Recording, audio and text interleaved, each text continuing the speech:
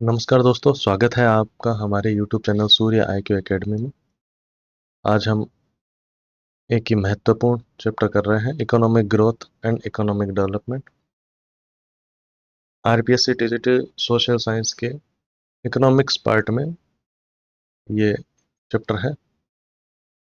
इस वीडियो में हम जो भी नोट्स यूज़ कर रहे हैं वो आप हमारे टेलीग्राम चैनल या हमारी ऐप सूर्य IQ एकेडमी को गूगल प्ले स्टोर से डाउनलोड करके देख सकते हैं। उन नोट्स को डाउनलोड कीजिएगा, उसके बाद में इस वीडियो को देखिएगा तो आपको बहुत अच्छे से समझ में आएगा।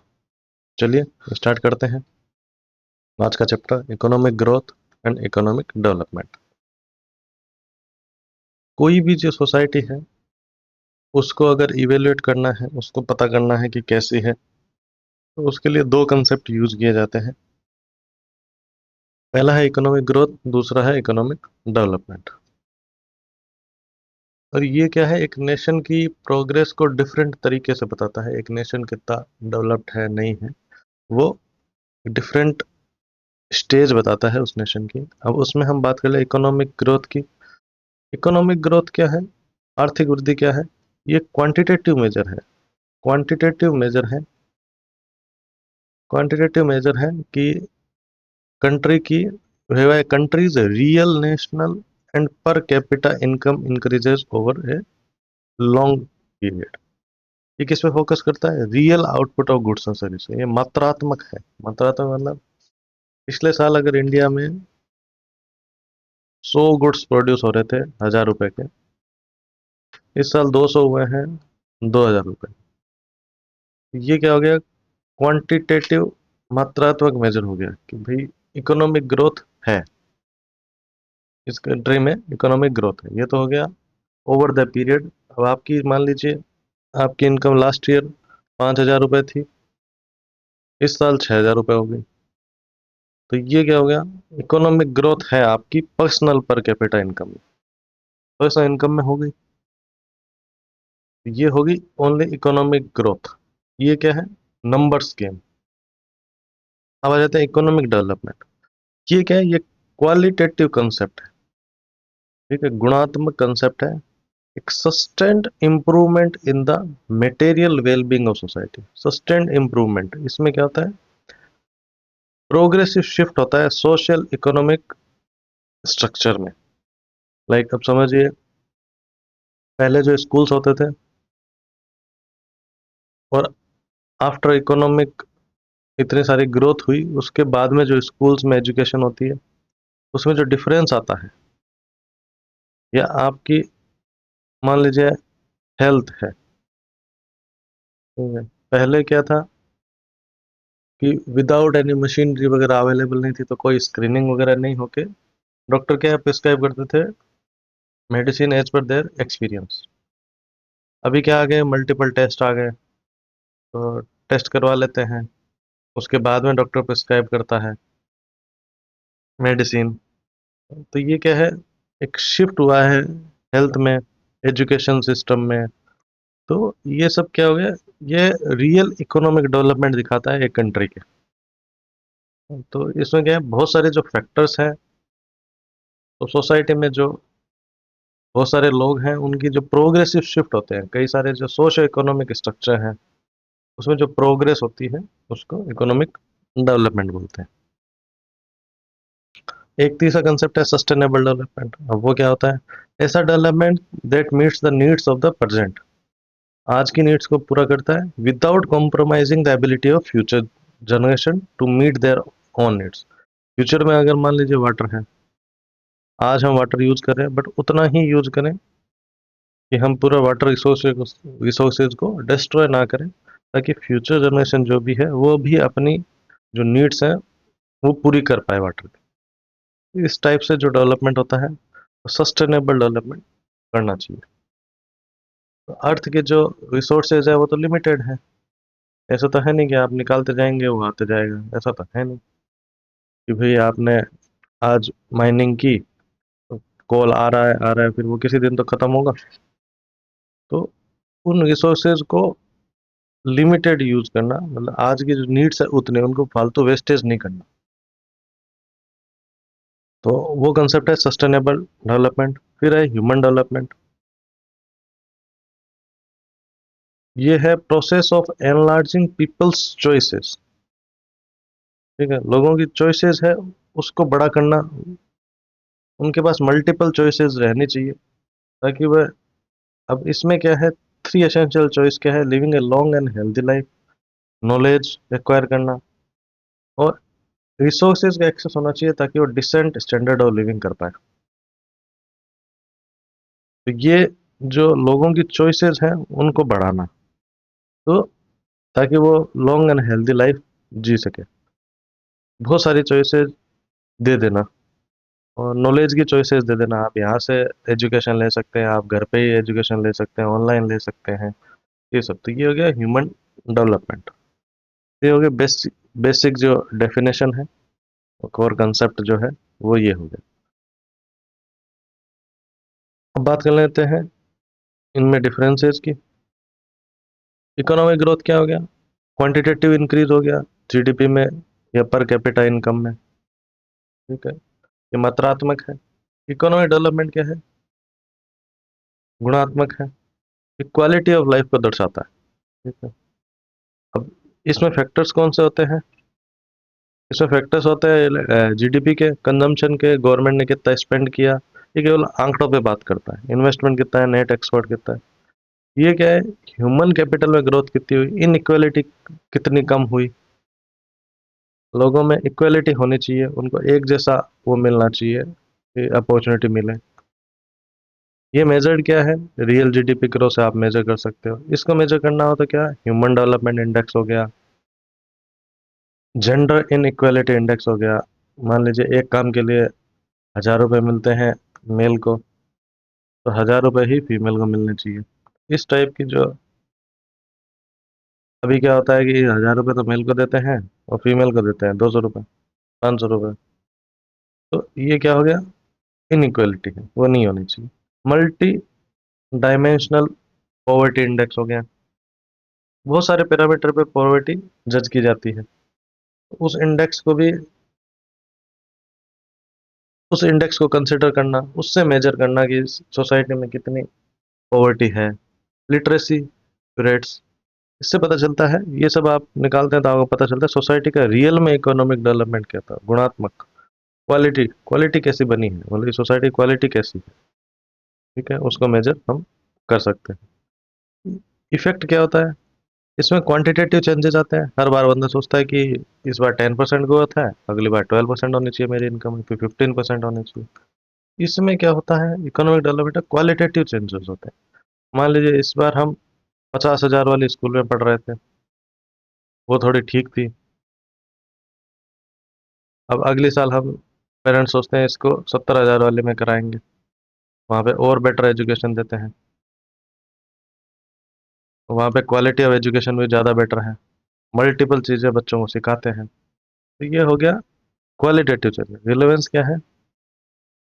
ये बताता है growth national per capita income में, और ये बताता है प्रोग्रेस कितनी हुई है सोसाइटी में। है ना, सबको हेल्थ अवेलेबल है, सबको एजुकेशन अवेलेबल है, कोई भी अवेल कर सकता है, यूनिवर्सल बेसिक इनकम है, सबके पास एक मिनिमम सेट ऑफ इनकम तो है ही। ठीक है, तो ये सब क्या है, इकोनॉमिक डेवलपमेंट को दर्शाती है। अब ये की इंडिकेटर क्या है, किससे हम इन चीज़ों को मेजर कर सकते हैं? एक तो हो गया जीडीपी। जीडीपी क्या होती है? Total monetary value of all final goods and services produced with in a country borders in a specified period. एक साल के अंदर, एक साल के अंदर कितने फाइनल, मतलब टोटल ऐसे गुड्स और सर्विसेज प्रोड्यूस हुई, है ना। तो वो क्या है, उससे हम मेजर कर सकते हैं कि इस कंट्री में ग्रोथ कितनी है। और ग्रोस वैल्यू एडेड क्या होता है? ग्रोस वैल्यू एडेड क्या होता है? The value of output minus the value of intermediate input.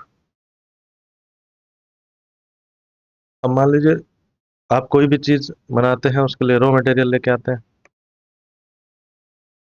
ठीक है, फिर उसमें प्रोसेस लगाते हैं कोई भी एक्स वाई जेड, उसके बाद फाइनल आउटपुट बनता है।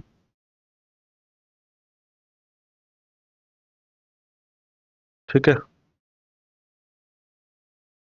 अब मान लीजिए क्या है, एक कंपनी मान लीजिए बिस्कुट बनाती है ना, बिस्किट बनाती है। अब बिस्किट में क्या करता है, मान लीजिए 100 रुपये में बेचती है वो। अब उसमें से जो रॉ मटेरियल वगैरह जो है, वो 20 रुपये में खरीदती है वो। तो ये बीच के 80 रुपये है, ये वैल्यू एडेड की है इस कंपनी की।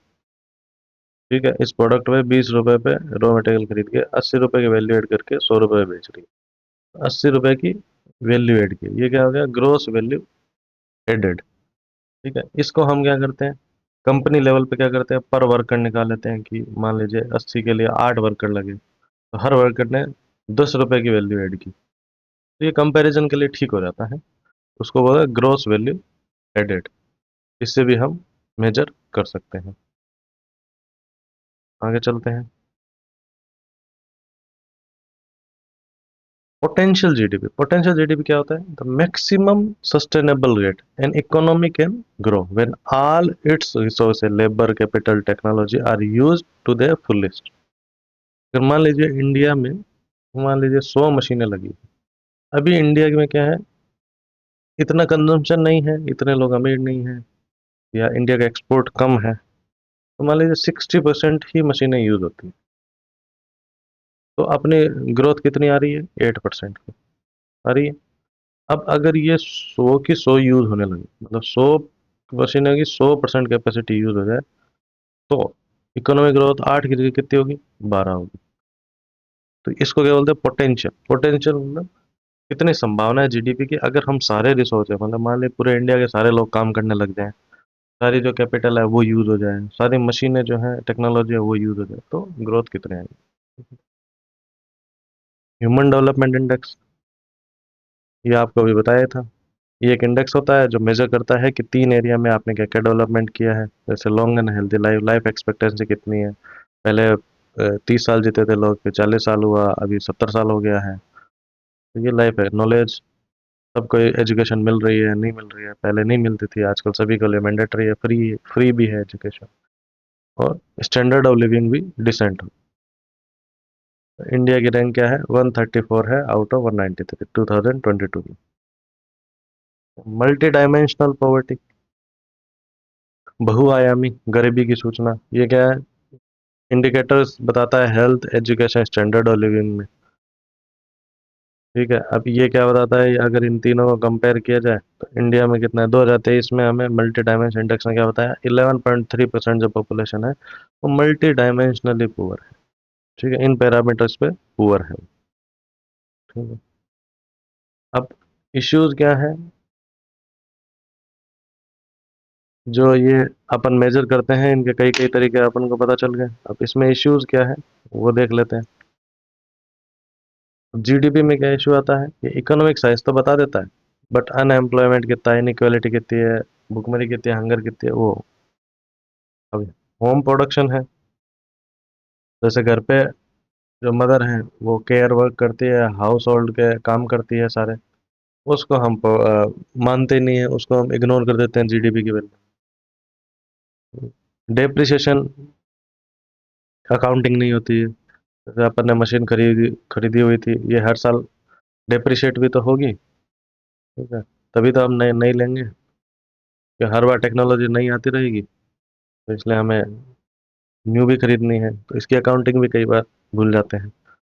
और एनवायरनमेंट पॉल्यूशन वगैरह जो हम करते हैं, हेल्थ पे जो इम्पैक्ट पड़ता है उसको इग्नोर करते हैं, जो करंट मेजर्स है। अब आइए बात कर लेते हैं, जो इकोनॉमिक ग्रोथ है उसको कौन कौन से फैक्टर इन्फ्लुएंस कर रहे हैं। कौन कौन से फैक्टर है जो इकोनॉमिक ग्रोथ को इन्फ्लुएंस करते हैं। तो इसमें पहले होंगे इकोनॉमिक फैक्टर्स। कौन से इकोनॉमिक फैक्टर्स हैं, अब इकोनॉमिक फैक्टर की बात करें तो नेचुरल रिसोर्सेज। नेचुरल रिसोर्सेज बहुत सारे होने चाहिए, बट उससे ज़्यादा क्या मैटर करता है कि आप उसका मैनेजमेंट कैसे करते हैं। अब जैसे जापान प्रोग्रेस कर गया, सिंगापुर कर गया, ये क्यों हो गया, क्योंकि इन्होंने वेस्ट ज़्यादा नहीं किया, जो रिसोर्सेज थे उसका बढ़िया ऑप्टिमम यूटिलाइजेशन किया। कैपिटल फॉर्मेशन कैसा है, जैसे जो सेविंग्स है उनको इन्वेस्टमेंट, जो अपन ने सेविंग बैंक अकाउंट में पैसा रख दिया, अब उसको चैनलाइज कैसे करते हैं हम? उसके बेस पे हम लोन देते हैं इंडस्ट्रीज को, इंडस्ट्रीज आती है, नए गुड्स बनाती है, तो कैपिटल गुड्स में इन्वेस्ट करते हैं, तो इससे प्रोडक्शन कैपेसिटी इंक्रीज होती है। तो कैपिटल फॉर्मेशन कैसा है उस पर भी डिपेंड करती है इकोनॉमिक ग्रोथ। टेक्नोलॉजिकल प्रोग्रेस कितनी है, अपन नए मेथड्स पे कैसे इन्वेस्ट करते हैं या क्या टेक्नोलॉजी अडॉप्ट करते हैं, उस पर भी डिपेंड करता है। तो न्यू न्यू मशीन्स आती है, तो पहले मान लीजिए 50 क्वांटिटी निकलती थी 1 आवर में, अब 100 निकलेगी, बिकॉज टेक्नोलॉजी प्रोग्रेस हो गई। ह्यूमन कैपिटल में कितना आप डेवलपमेंट करते हैं, एजुकेशन हेल्थ में कितना इन्वेस्ट करते हैं ताकि स्किल्स बढ़े, जो आपके पॉपुलेशन है उसकी प्रोडक्टिविटी बढ़े। पॉपुलेशन ग्रोथ कैसी है, जितनी पॉपुलेशन होगी उतनी आपको सप्लाई मिल जाएगी, बट इतनी भी ना हो जाए कि मतलब प्रोग्रेस होना कम हो जाए। जैसे इंडिया की पॉपुलेशन है, चाइना की पॉपुलेशन है, इतनी ज़्यादा हो गई है, सबका एक साथ डेवलपमेंट करना आसान नहीं है। एंटरप्रेन्योरशिप कैसी है, न्यू अपॉर्चुनिटी फाइंड करना, रिस्क लेना, जैसे अभी एआई आ गया है, रोबोटिक्स है, इन इनमें आपको एबिलिटी क्या है, न्यू अपॉर्चुनिटी ढूंढना या रिस्क लेना, वो स्किल सेट कैसा है। अगर मान लीजिए इंडिया में बहुत ज़्यादा एआई में इन्वेस्टमेंट हो, रोबोटिक में हो, तो क्या होगा, इकोनॉमिक ग्रोथ आएगी। ठीक है, तो ये फैक्टर्स हैं जो इन्फ्लुएंस करते हैं।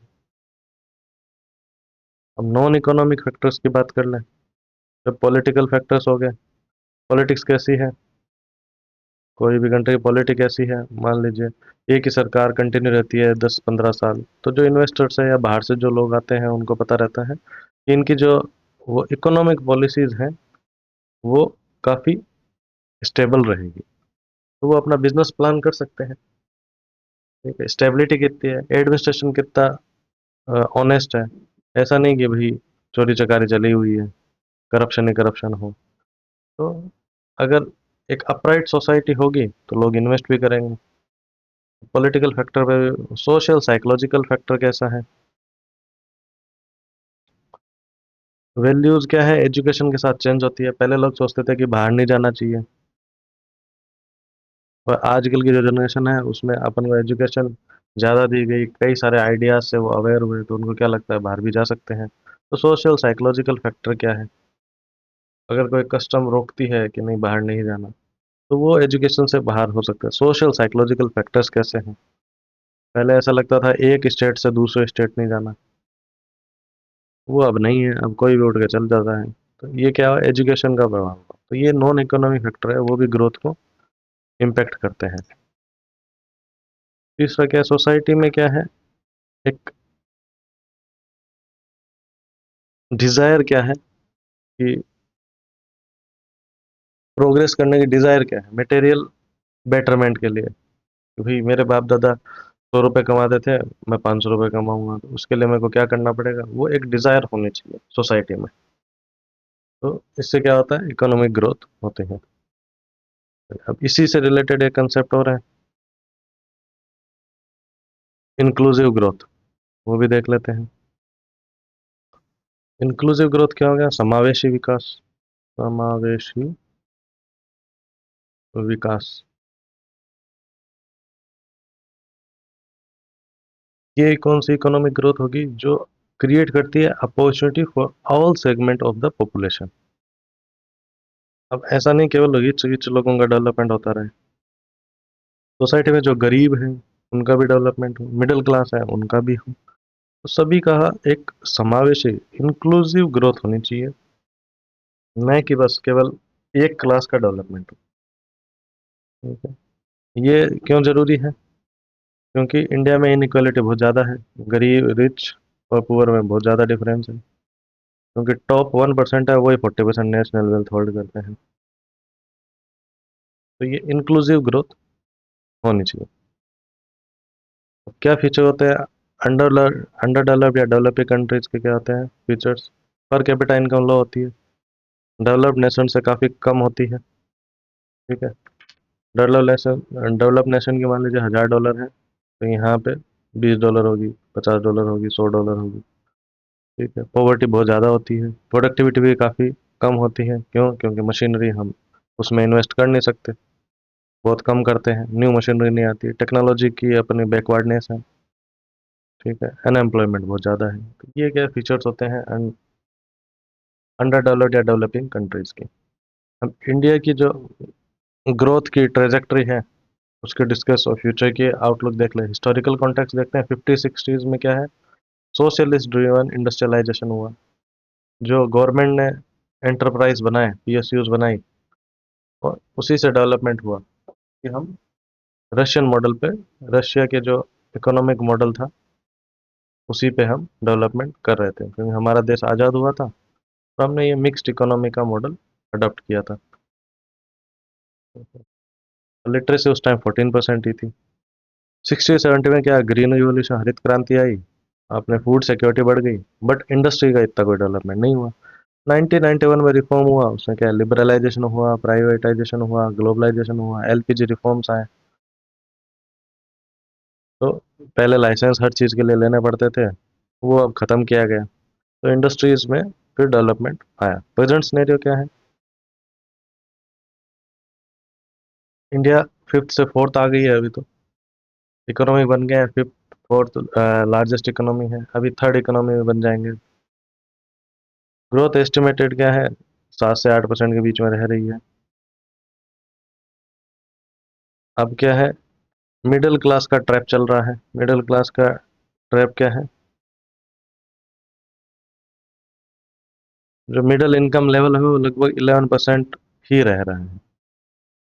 ठीक है, इसलिए क्या है, इनोवेशन वगैरह जरूरी है, ताकि मिडिल इनकम से जो कंट्री जो मिडिल इनकम लेवल पे है उससे वो रिच लेवल पे आ पाए, जो डेवलप नेशन है उनके इक्वल आ पाए।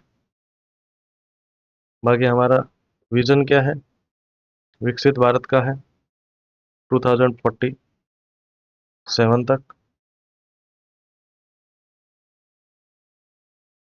इसके लिए हम टारगेट कर रहे हैं 30 ट्रिलियन इकोनॉमी का, $30 ट्रिलियन इकोनॉमी। और पर कैपिटा इनकम जो होगी वो इसके बीच में होगी 17,590 से 29,022 तक।